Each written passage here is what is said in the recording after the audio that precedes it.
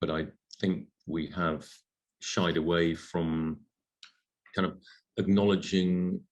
There's a sort of naive utopianism about how, you know, sort of everyone can go to Oxford sort of thinking, which is not humane. It's kind of narcissistic. It's the narcissism of the anywhere class, saying that, you know, oh, well, but, you know, surely everybody can be like us. Well, no, not everybody can be like you. There is a huge range of human ability, and a huge range of intellectual ability, and I guess, you know, the kind of 11, 12 years or whatever it is, the compulsory schooling ought to be partly about finding out what people are good at, and building on. I'm very much in favour of many of the Gove reforms of the early 2010s. I think that the kind of rigor that him and Cummings represented, and the the kind of hostility to the grade inflation, and I mean, we had invested, you know, New Labour invested a huge amount in secondary education without an enormous amount to show for it in genuinely improved standards. I think there was some progress in primary education, much more limited, I think, in secondary. And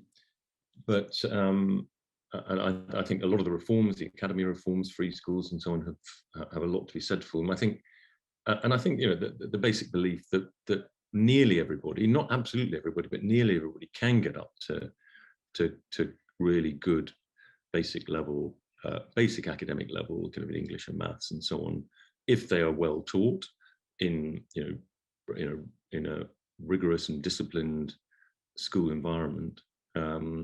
Then, you know, and we do have some of these examples, particularly in London, schools like Mossbourne and Michaela, where it has been shown that, you know, that pretty well everybody, I mean, that can get up to a certain level, and kids often from very disadvantaged backgrounds can, when very well taught, you know, walk into elite universities.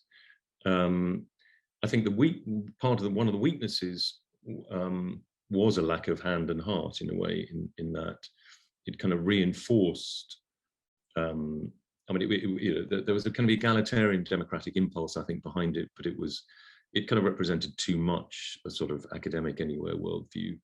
And, you know, schools to this day are judged far too much, I think, on the number of kids they send to elite universities. And there are other forms of intelligence, there are other forms of capability, and I think a lot of, practical skills, you know, the things that used to be taught in so-called domestic science, the things that used to be taught in sort of carpentry and metalwork, have been disappearing. I think they've now almost completely disappeared from the school curriculum. I think that is not a good thing.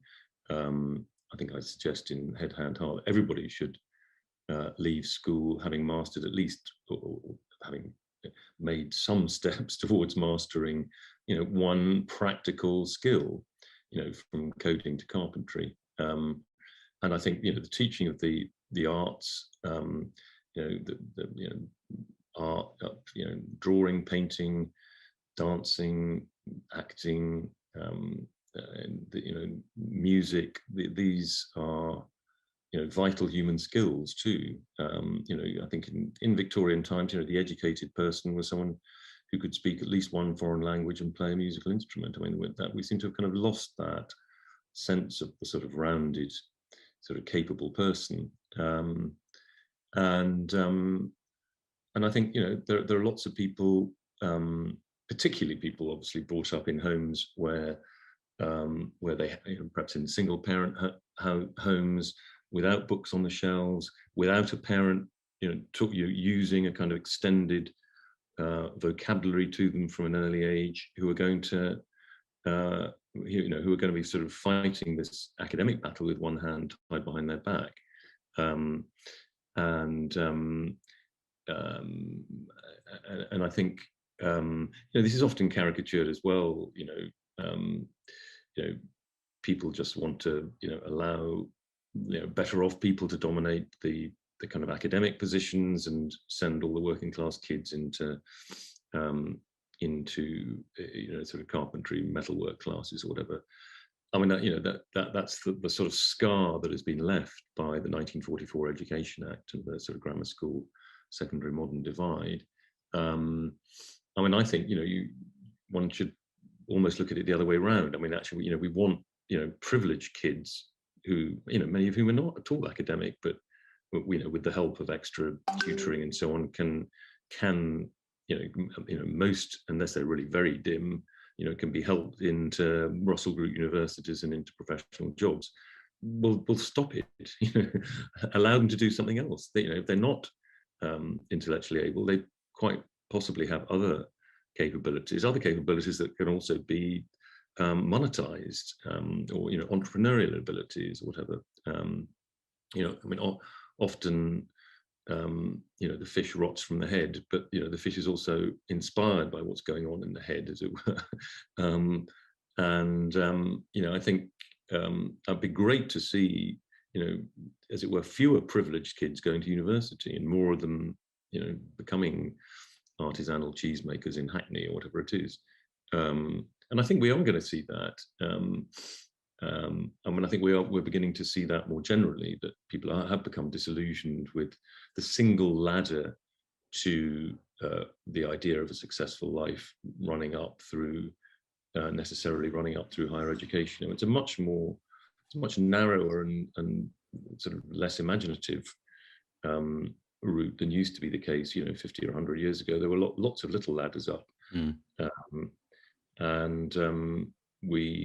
We need to, we just need to cultivate a wider range of capability. I mean,